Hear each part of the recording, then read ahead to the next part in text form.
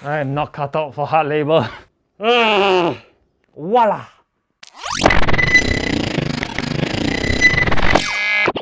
It's finally here, the 11th Gen CPU from Intel. I have in my hand the 11900KF. But before that, I would like to thank our sponsor for today, MSI. Look, MSI Z590 Gaming Carbon Wi-Fi. We got the MSI GeForce RTX Supreme 3090, RTX 3090. Today will be a very intensive and ambitious video because it's not only the PC I'll be building, I'll be doing the whole setup and I'll be wall mounting the PC. I'm gonna set up a dual monitors and it's not a regular setup of a dual monitor, so it's gonna be interesting. So you better watch the whole video, man. You better watch. And if this is too extreme for you, is over budget, you know, 3090 or the 11900KF lah, don't worry, there will be a value Intel build coming out very soon. So do subscribe so you won't miss that video. Hit the bell, ding ding ding ding ding. So let's just start with the build. MSI Z590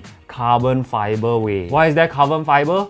Stylo Milo. i9 11900KF. 8 cores, which is somewhat of a downgrade from the 10 gen, because the 10 gen had 10 cores. Because this is built on a 14 nanometer. It's physically impossible to put more cores. Because they use the 14 nanometer, apparently it's going to be really fast cores. So means single core performance. And what does game need to perform well? Single core performance. I can't wait to see what kind of single core performance it does. So we're just gonna put it nicely. Ta-da!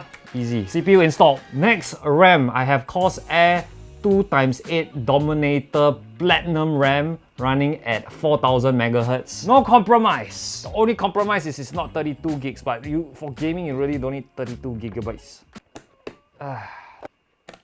Oh, okay, this one I'm so excited. Finally, Intel has their Gen 4 PCIe and M.2 slot, so I have the Samsung 980 Pro 4th Gen NVMe SSD. It's not only just fast, it's reliable because it comes from Samsung.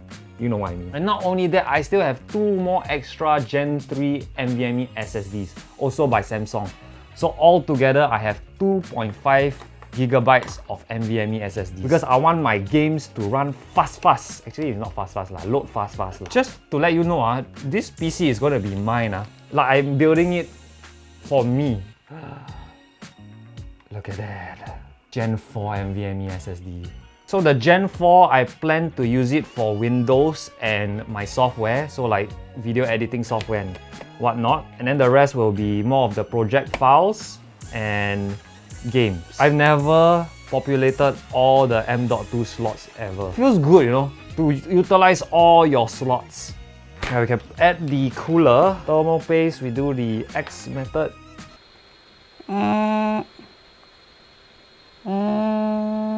Ta-da! The CPU cooler on top. Tighten in the crisscross manner. Even pressure, yeah. It's not about the ooh or the ara. It's the Yamate. I'm gonna need to take this build to the doctor because this build is gonna be so sick. Gonna reveal what case I'm gonna use. I mean, if you know it's a wall mount case, it's only one brand lah. The Thermaltake Core P3 case is an insanely heavy case. Is it even in the frame? Okay, PSU, I have the FSP 1200 watt 80 plus platinum. Store this like this. Yeah. And this one will be over here. Fantastico. I finally put this in. So one thing I've done is to actually get a braided cable, but the problem is I don't actually have enough because I need 3 PCIe 8-pin and 2 CPU 8-pin, which I only have 1 CPU and 2 PCIe, but you know, never mind. Better than nothing. 5 minutes later. I'm about done. Just left with the GPU and cable management. So let's just put in the GPU and just test this. Make sure it's running before I do the cable management. Yeah. So the PCIe riser is supposed to be secured down, but because this is a third-party PCIe 4 riser, it doesn't really fit. Oh no, it's not good. There's a lot of pressure on this part. Solutions. Something like that. We need something like that to hold it. GPU installed had some problems, but temporary solutions. Now we have all the power connected. Let's just test this baby out. Whoop, whoop. It runs. It runs. Hasa. CPU memory change. Please enter setup configuration. Okay, what's this? Yes, enter. 11 Gen Intel Core i9-11900KF, 16 gigabytes, 4000 megahertz, correct storage. Oh, it's not reading my SATA ports, my hard drive. The NVMe SSDs are all red, all three, very nice. Motherboard 33, CPU 33, all good. Lighting, a bit of a problem. Why the light not lighting up? So gonna turn off and just check one more time. I done both. I changed the SATA cable and changed the port. Storage, finally 8 gigabytes. Hard drive. I've done the cable management, really not the best, but it's functional. Important thing about this case is, especially if you're gonna wall mount it, is you leave this clear. Because you're going to mount using a TV wall mount.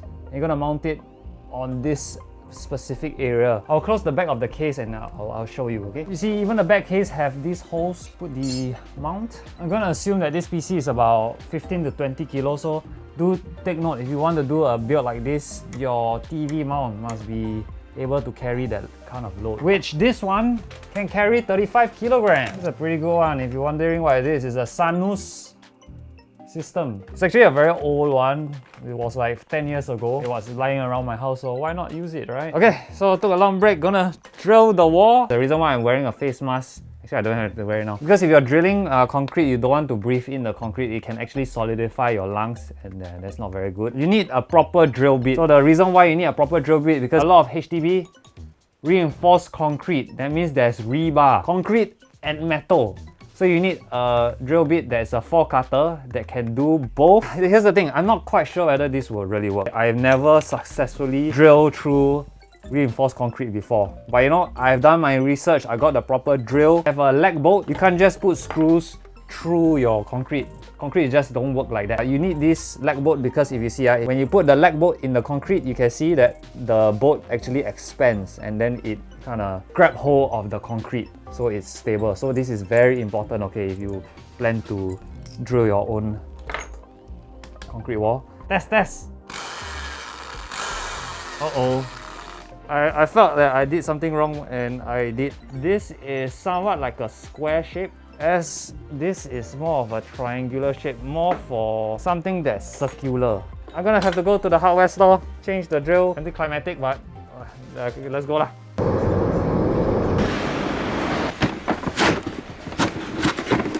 You want to test or what? I mean, if you can help me see whether it's running, can already. Yeah. This one is a normal brand, and this one is from China. For your home use, it's more than enough. It's powerful enough already. $75 only. Okay, yeah, seems good. Good, it's good. The store guys were really very friendly.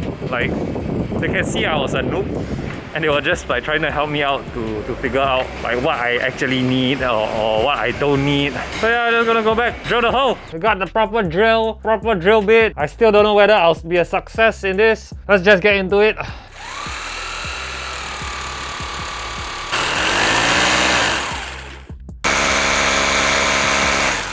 I am not cut out for hard labor.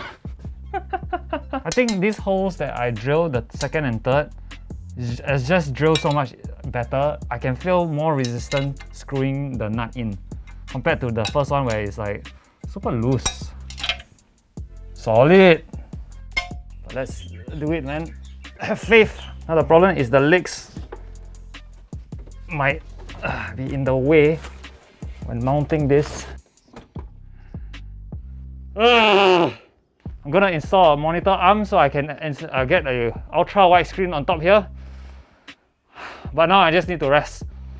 On to the SpongeBob time card. One nap later. Don't mind the mess. For this setup, I really wanted a dual monitor setup. But as you can see, my desk is not so wide. So I bought a vertical mount arm that's less than $60. And it's perfect. Now I can add the MSI ultra wide 34-inch monitor on the top of my existing monitor. Other than that is to clean my desk and do the peel of the PC.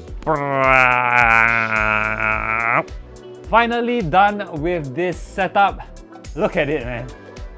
So it's quite messy, but I'll say it's an organized mess. Like everything is messy here, but it's organized. Things are messy there, organized. Obviously, we have the PC, the main attraction of the room. Thermaltake P3 case is why I can mount the PC on the wall. And it's running obviously the Intel i9 900KF MSI Z590 gaming carbon Wi-Fi, CPU cooler, 360 radiator MSI RTX 3090 Supreme X, PSU 1200 FSP 80 platinum power supply, Samsung 500GB 980 Pro Gen 4. We got 2 Gen 3 1TB NVMe SSD also. And we have 8TB hard drive. It's for my work also lah. And see this one? Video editing ah. This one? Watch F1 lah. Super happy with this build. Here's the thing about where to place your PC, right? You either place it on the floor or on your desk. Both with its pros and cons. If you put it on the floor, the pros is you get more table space, you get less legroom space. But additional to putting on the floor, you get more dust. Putting it on the desk, you get less desk space, less dust. Basically opposite of putting it on the floor. While putting it on the wall, you get desk space, you get floor space, you don't get as much dust. It's an open case, not bad ah. So what inspired me to get this kind of setup, like instead of a side-by-side, I went to Aftershock. They actually have a dual monitor setup with an ultra-wide on top. So I was thinking like, I don't really have space for 2 monitors. Why not I just get one on top? Which I've been using one monitor setup for quite some time. It is quite hard to work with just one monitor as a video editor. So we're gonna play Valorant, but before we do that, I want to showcase some cool things with this ultra-wide monitor on the top also. So you know, you want to play games, right? But you also sometimes want to watch stream on Twitch. If you put a full screen on a normal widescreen monitor, you can't see the chat. That's the fun of watching a stream, is to watch the chat also. How cool is that? You get full screen, you get the chat, and you get to play games. Oh, professional! Oh. Can't get me, man. Headshot ah. You got someone? Ha ha! Ha ha ha ha ha! I still got it, man. I have not played in a long time, but I still got it. Okay, yeah, done with Valorant. Let's go into the benchmarks.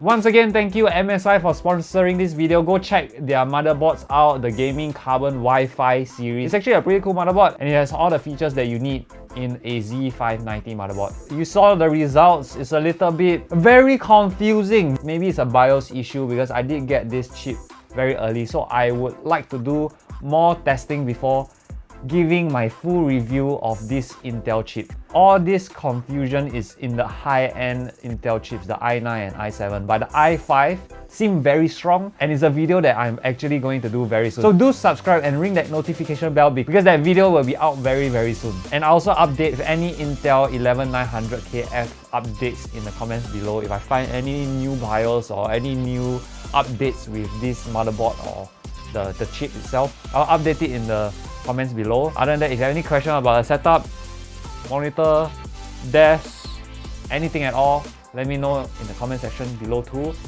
Other than that, I think I'm done.